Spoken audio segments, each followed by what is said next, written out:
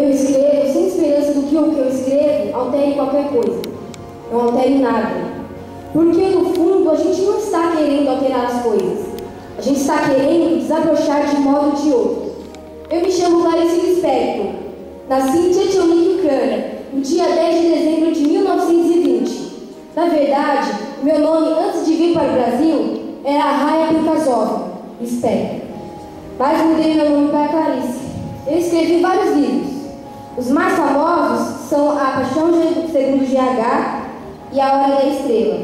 Todos dizem que sou uma grande escritora, mas não me intitulo assim. Porque escritor escreve por obrigação, eu não.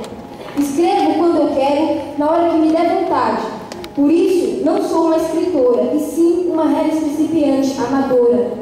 Escrevo para desabafar, vomitar os meus sentimentos e o que eu penso.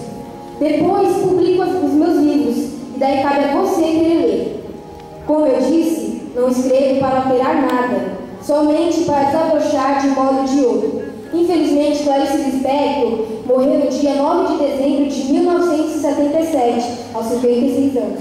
Um dia antes de completar 57. Mas com certeza, Clarice continuará em nossas mentes através de suas obras.